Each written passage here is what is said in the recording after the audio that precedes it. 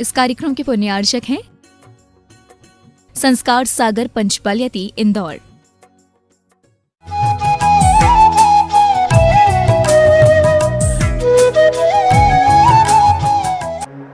अंतरिक्ष पार्षनाथ प्रोफेसर को हम स्मरण करते हुए आज आपके लिए सबसे पहली बात ये बता देना चाहते हैं कि हम क्या कभी परिग्रह से मुक्त होकर के और सच्चे धर्म की ओर बढ़ सकते हैं। यदि ये हमारे अंदर बात आ जाए कि हम परिग्रह से मुक्त होकर के ही अपने सच्चे जैन धर्म की साधना कर सकते हैं, तो सबसे पहली बात ये होती है कि जो अणुव्रतों की साधना करता है, 5 अणुव्रतों का पालन करता है, 5 अणुव्रत में नियम से लग जाता है, उन अणुव्रतों में परिग्रह परिमाण व्रत सबसे पहले होता है। और परिग्रह परिमाण व्रत का मतलब यह होता है कि हम परिग्रह से दूर हटना चाहते हैं। अब जहाँ परिग्रह से हम दूर हटते हैं और परिग्रह हमारे पास नहीं होता है, वहीं पर हमारी सबसे बड़ी बात ये होती है कि हम परिग्रह से दूर हट करके ही अपने सच्चे ज्ञान को प्राप्त कर सकते हैं। चारित्र, जहाँ पर सबसे सही चारित्र की अगर साधना होगी, क्योंकि बहुत सारे लोग चारित्र की बात करते हैं लेकिन चारित्र कभी आ नहीं पाता है। कारण क्या होता है? परिग्रही के कभी चारित्र नहीं हो सकता है और चारित्रवान कभी परिग्रही नहीं हो सकता है। इसलिए हमारे दिगंबर जैन साधु ने और दिगंबर जैन आचार्यों ने, आचार्य कुंद जैसे आचार्यों ने स्पष्ट कह दिया, और हमारे यहाँ वही भगवान माने जाते हैं। जिनेंद्र देव वही कहे जाते हैं, छठाला के अंतर्गत कहा है, देव जिनेंद्र गुरु परिग्रह बिन धर्म दया जुत्सारो। जिनेंद्र देव ही देव होते हैं और परिग्रह के बिना ही गुरु होते हैं, क्योंकि जब तक हम परिग्रह से दूर नहीं हटते हैं तब तक किसी प्रकार से साधु बनने की कोई भी योग्यता हमारे अंदर नहीं आ सकती है।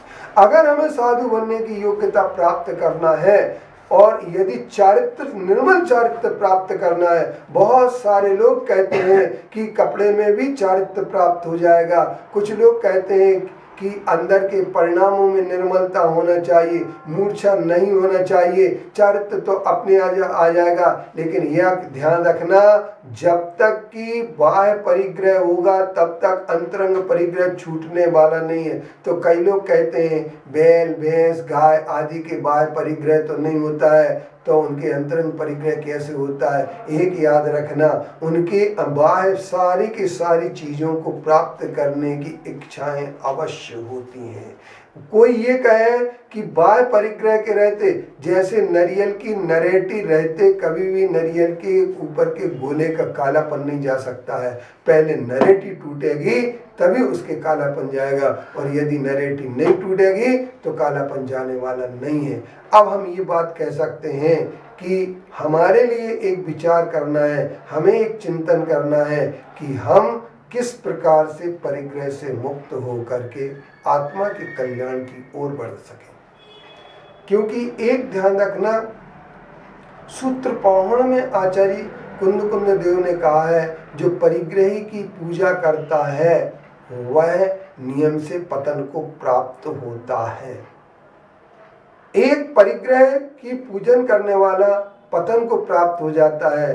तो जैन दर्शन के उपासक जो होते हैं, क्योंकि जैन दर्शन ने परिग्रह को पाप मानते हुए परिग्रह के त्याग करने की बात सामने रखी है, और जब परिग्रह के त्याग करने की बात सामने आती है और हम परिग्रह से मुक्त हो जाते हैं, तो निश्चित तौर पर हम एक बार अपने आत्मा के कल्याण के मार्ग को प्राप्त करना प्रारंभ कर देते हैं।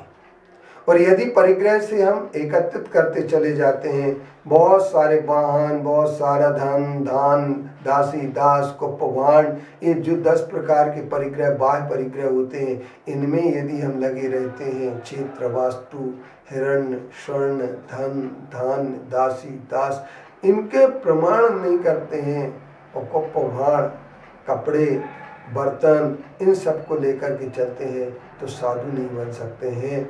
चारित्र हमारे पास नहीं आ सकता है, साधना हम नहीं कर सकते हैं। इसलिए त्यागी साधु वृत्ति कभी बन नहीं सकते हैं।